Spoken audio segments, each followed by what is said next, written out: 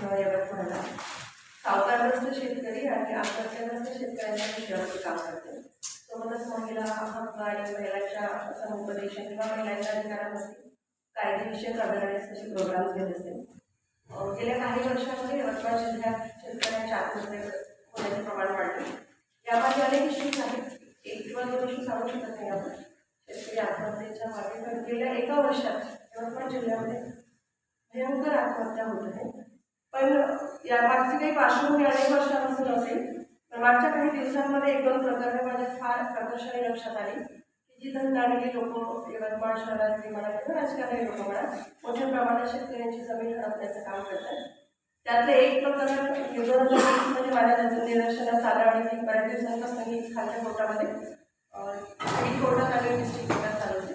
Press नोटमध्ये मी तुम्हाला सविस्तर डिटेल दिलेले आहे त्या केसबद्दल, बट काही डॉक्युमेंट्स पण प्रोव्हाइड केलेले आहेत की जेणेकरून तुम्हालाही त्या आधारे जरा रिलायबल असं काही माहिती कायदेशीर मिळू शकेल या अनुषंगाने दिलेली आहे. 2020 मध्ये बिरसा मुंडा सुटकेच्या नावाखाली एक गुरबा कोळे नावाच्या कोलाम समाजाच्या देवधरी इथल्या शेतकऱ्याची जमीन आमच्या इथे आमदार किंवा आमदार होते, आता तर ते मंत्रीच झाले, अशोकराव विखे आदिवासी विकास मंत्री आहेत आणि जमीन पण कोलाम समाजाची, ती पण आदिवासी आहे. त्यांची जमीन त्यांनी हडप केली आणि त्यावर सुटगिरणीचं उद्घाटन केलं. उभ्या पिकामध्ये जेसीबी टाकले. काही दिवस त्या लोकांना कोणाचा आधार मिळाला नाही की मग त्यानंतर ते माझ्याकडे आले की काही शेतकऱ्यांच्या प्रश्नावर तुम्ही काम करताना आमची अशी परिस्थिती झाली आहे. मग आम्ही सखोल त्याची माहिती काढली. माहिती काढल्यानंतर मला असं कळलं की गुरबा कोळे नावाचे एक कोलाम समाजाचा माणूस 1951 पासून शेती माहिती करत होता. त्याचे डॉक्युमेंट्स मी तुम्हाला प्रोव्हाइड केलेले, त्यामध्ये तुम्हाला स्पेसिफिकली मेन्शन केलेलं दिसेल. 51 पासून गुरबा कोळे यांची जमीन वहिवाटदारी मिळालेली होती. एक देशमुख कुटुंबियांची जमीन होती, फार जुनी जमीन, पण ती फुल वहिवाटीमध्ये त्यांना मिळाली.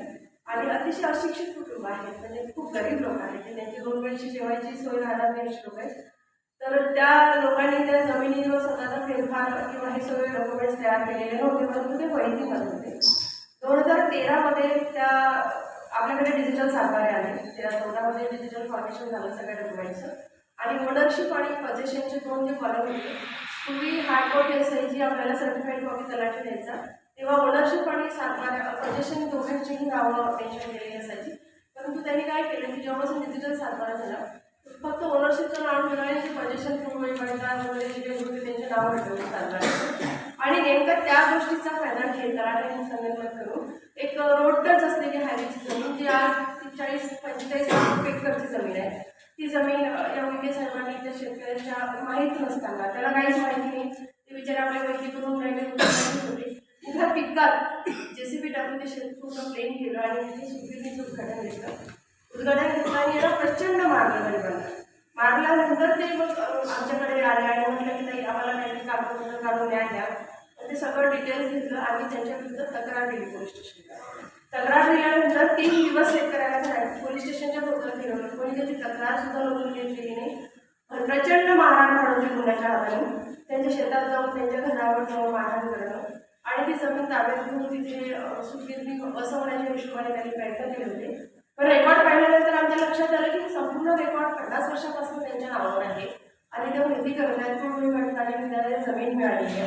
असं असताना जुन्या मालक जे ओनरशिपमध्ये खूप 50 वर्षापूर्वीची जी ओनरशिप आहे त्यांची कुठेतरी वारस त्यांनी ट्रेस केली आणि वारसांकडनं कपोल कल्पित खोटी अशी खरेदी करून घेतली. आणि त्या खरेदीचा जो लिमिटेशन असतो फेरफार घेण्याचा 15-20 दिवसाचा लिमिटेशन आहे, तो सुद्धा फॉलो न करता लगेच फेरफार घेऊन लगेच नावाने खरेदी करून घेतली. तर या गोष्टी संदर्भात आम्ही तत्कालीन न्यायालयामध्ये केस दाखल केली, सिव्हिल कोर्ट ठाण्याला केस दाखल केली. तिथे आम्ही त्यांच्या विरुद्ध मनाई हुकूम घेतला की ते आपल्या शेतात घुसू शकत नाही, प्रचंड मारहाण केली. म्हणजे इथे तुम्हाला मी दिलेल्या डॉक्युमेंट्समध्ये एक FIR रिपोर्ट दिसेल जो आमदार अशोक विखेंच्या विरुद्ध आहे. त्याची तारीख तुम्हाला सांगू इच्छिते की 26/6/2020 हा रिपोर्ट आहे.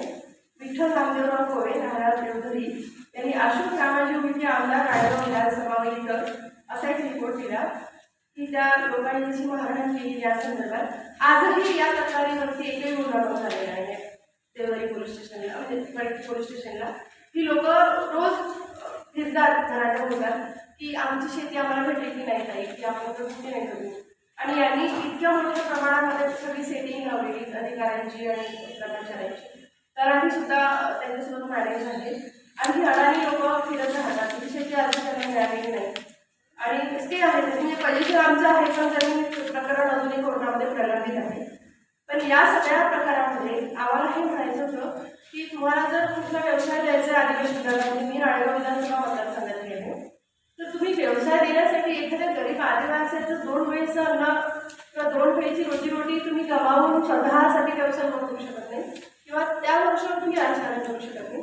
तुम्हाला असं की जमिनी भेटल्या असल्या तर हा झाला विषय एक त्या शेतीच्या संदर्भातला की त्यांनी ज्या पद्धतीने ती जमीन हडप करण्याचा प्रयत्न केला आणि तिथे त्याचे डॉक्युमेंट्स माझ्याकडे अशा असंख्य प्रकार आहेत, पण मी ज्याचे डॉक्युमेंट्स आहेत त्याच्या आधारे बोलते. दुसरी गोष्ट की राळेगाव यवतमाळ, मी यवतमाळबद्दल बोलले, तो महाराष्ट्राचा एक पूर्ण शाळेचा आदिवासी आश्रम शाळा आहे. त्या आदिवासी आश्रम शाळेमध्ये कंत्राटी कर्मचाऱ्यांच्या भरत्या केल्या, शिक्षकांच्या भरत्या केल्या कंत्राटी, स्पोर्ट टीचर म्हणून त्यांनी कंत्राटी भरली, सोबत चौकीदार कंत्राटी भरले. आता कंत्राटी चौकीदार निवासी आश्रम शाळेला असावेत का, हे एक मोठा प्रश्न आहे.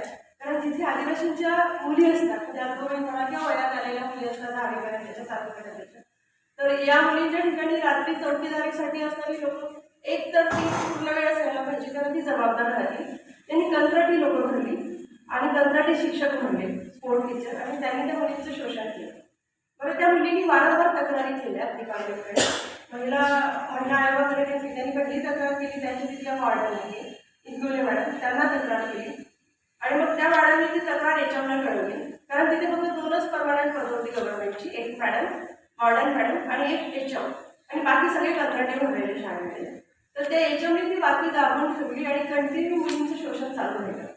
अनेक दिवस मुलींनी ती तक्रार सांगूनही कोणी काही जबाबदारी घेत नाही, म्हणून मुलींनी परत पीओ ऑफिसला त्याची माहिती दिली की आमच्यावर अशा पद्धतीने अत्याचार होत आहे. मुली पीओ ऑफिसला गेल्या, पीओ साहेबांना ते कळवलं, मुलींच्या सह्या आहेत, त्याचं डिटेल्स मी तुम्हाला दिले की आमच्यासोबत इथे गैरव्यवहार होत आहे किंवा आमच्यासोबत आम्हाला चांगली वागणूक देत नाही आहे किंवा आम्हाला ज्या पद्धतीने शाळेमध्ये वर्तणूक असायला पाहिजे ती मिळत नाही आहे. तर अशा वेळेस त्यांनी त्या शिक्षकाला काढण्याऐवजी त्या ज्या मॅडम होत्या त्या मुलींच्या बाजूने बोलत होत्या, त्यांनाच ट्रान्सफर करून टाकली आणि त्यांना सस्पेंड करून टाकलं. तर सस्पेंड नंतर केलं आणि ट्रान्सफर करून टाकली आणि तरीही प्रकरण लावण्याचा प्रयत्न केला. आणि मग पॅरेंट्सला असं वाटलं आदिवासी मुलींच्या वडिलांना की आपल्या मुलींच्या आयुष्यासोबत खेळ होत आहे, तर त्यांनी त्या शाळेचे मुलींचे व्हिडिओज व्हायरल केले. सोशल मीडियावरती तुम्ही पाहिले असतील. आदिवासी विकास मंत्र्यांना फार वाईट वाटलं की माझ्या डिपार्टमेंटचे व्हिडिओज व्हायरल झाले, आमचे बदनामी झाली आणि असं करून मग त्यांनी त्या मॉडेलला सस्पेंड करून टाकलं. आणि जी आरोपी होती म्हणून ज्यांच्यावर आरोप होतं शोषण केल्याचं, त्यांना कायम पदावर ठेवलं बरेच दिवस. मग त्यानंतर त्याची सगळ्या सोशल माध्यमाने दखल घेतली आणि मग नंतर यांच्या लक्षात आलं की पोक्सो अंतर्गत गुन्हा होत आहे हा. लहान मुलींना ते शिक्षक अशा पद्धतीने हे करतात आणि तक्रार केल्यानंतर त्याचे वरिष्ठ अधिकारी त्याची पाठराखण करतात. म्हणजे पीओ ऑफिस सुद्धा पाठराखण करतं, एचएम पाठराखण करते, चौकीदार आणि ही लोक त्या मुलींसोबत वाईट वागतात. मग घाणेरडं त्यांचे व्हिडिओज माझ्याकडे आहेत, मुलींचे चेहरे ब्लर केलेले, आपण ऐकू शकत नाही, इतकं वाईट वाटतं त्या मुलींची अवस्था. आणि ही तक्रार केल्यानंतर त्या मुलींना शाळेतून टीसी काढण्यासाठी बाध्य केले गेले की तुम्ही आमची तक्रार पीओ ऑफिसला केली किंवा तुम्ही व्हिडिओ व्हायरल केले तुमच्या पॅरेंट्सनी, तर तुम्ही आमच्या शाळेतून निघून जा.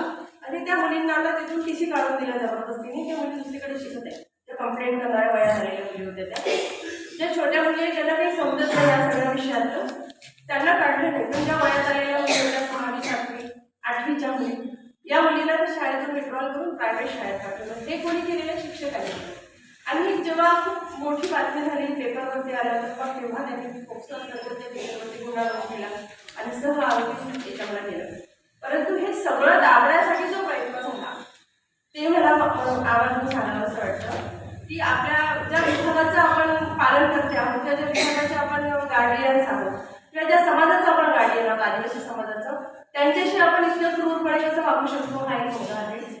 दुसरी गोष्ट की तुम्हाला एखाद्या गरिबाच्या हक्कावरती पण गडांतर करावंसं वाटतं. म्हणजे तुम्ही प्रायव्हेट भरत्या करता आणि ह्या प्रायव्हेट भरत्या कुठेतरी त्यांचे लागेबांधे असेल म्हणून केल्या जातात, काहीतरी कंपनीना केल्या जातात. एकच कंपनी सगळ्या हॉस्टेल्सला सिक्युरिटी गार्ड कशी असू शकते? एक बीबीजी कंपनी आणि अपॉइंट केली महाराष्ट्र, कुठे जा तेच सिक्युरिटी गार्ड असतात. आणि यांची जी मनोबली चालत आहे त्यामुळे मुलींचं पण मोठ्या प्रमाणामध्ये